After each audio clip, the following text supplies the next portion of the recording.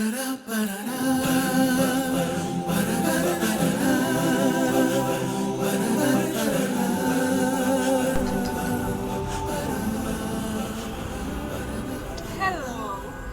welcome to my YouTube channel. This is Everything Ubobongo Sareria. Today's topic is healing, and not just healing, because everyone has made such a cliche from words like healing, toxic cycles, you name it. But I've been through, well, hell and earth and back and maybe a little bit of heaven, so I know a thing or two about healing. So we're not going to talk about what is healing, nah, honey. Let's talk about how to heal.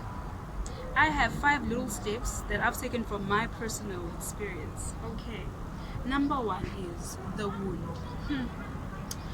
And people have, confused this with so many things.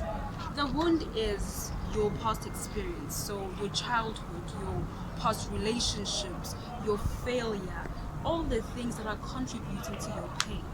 And I just want to tell you that even you have a contribution to your pain, because everyone plays a part. Everything is bi-directional. So the wound comes from if you are female, unfortunately I feel like we have a lot more wounds that we need taken care of more than males do. No offense to men, that is not for my misogynism or anything like that. Missy Andrew, no. We have wounds from our parents, we have wounds from our grandparents, from our mothers telling us what a woman is and is not, from people guiding us, telling us what we should wear, what we shouldn't wear, what we should be, how we should talk, how we should walk.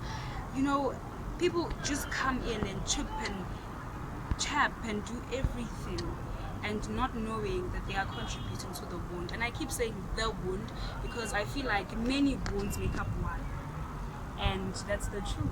So number 1 is identifying your wound, identifying your pain, the sources of your pain and the epicenter. Number 2 is permission. And I know it sounds crazy, but the truth is, most often than not, we numb our emotions, or we find distractions, things to keep us away from our pains and away from the things that have been happening in our lives. But you need to give yourself permission to feel, permission to cry, permission to be vulnerable, permission to feel all that you need to feel. The only way to get through something is to actually go through it.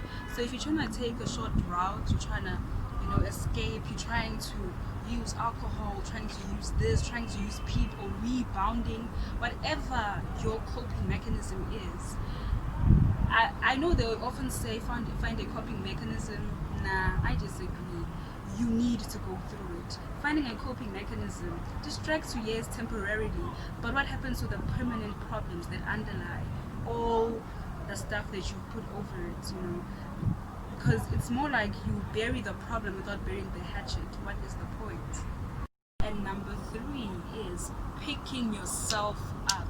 Oh, honey, we are made of all these pieces, broken pieces, shards upon shards of pain and grief, and there are so many words that I can think of, that make us who we are. And we need to get to a point where we can merge all the pieces of who we are. Pick up the piece that you don't like, the piece that you do like, pick up the pain, pick up the problem, pick up everything, pick yourself up, move forward. There is nothing as beautiful as thriving through your pain. There is nothing as beautiful as not giving up. So me telling you to pick yourself up is me saying don't give up. I did say in my previous step that you need to permit yourself, and after you permit yourself to feel the things and you identify the things, it is only fair to yourself, for you to actually do something to pick yourself up, to elevate yourself, because you can't stay down forever. Life is gonna knock you down, honey, believe me, it is. But staying down is where the problem is. Pick yourself up. Then comes number 4. Number 4. What is number 4? That is letting go. I feel like this is like the most difficult thing to do, because letting go encompasses forgiveness, encompasses facing your demons, facing your fears, facing the parts that you do not want to face. But usually it is the topics, the speeches that we do not want to talk about that are the ones that are worthy for us to talk about, because it is our weaknesses, our vulnerabilities that need to be heard. And I'm not saying go to YouTube and create a channel like me. Nah. I'm saying let it go. Forgive yourself. Forgive people in your past. Do whatever it is that you need to do to let it go. And letting it go is like the epicenter of healing. Forgiveness, it comes with peace, it comes with love.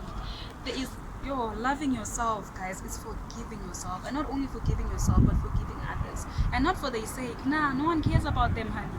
All you care about is yourself. You need to be selfish in order to be selfless. And I know that might not make sense right now, but you cannot give what you do not have. If you do not have love, then you cannot give love. If you do not have forgiveness for yourself, then you cannot give it to anyone else.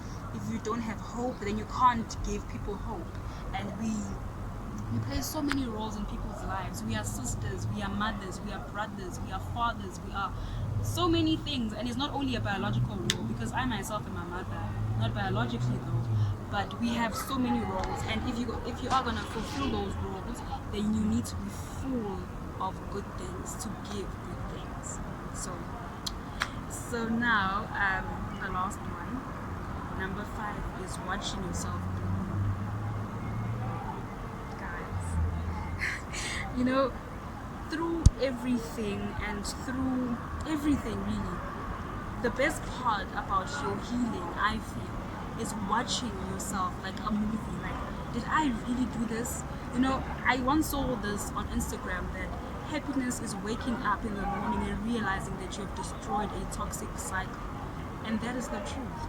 Happiness is watching yourself bloom, is watching yourself be a better person, watching yourself grow, watching yourself forgive, letting go, and healing. So this is what I think of healing. I'm not going to define what healing is. Healing is what you make of it. That I can tell you how to heal according to me. So I hope that you are blessed. I love you all. Heal people.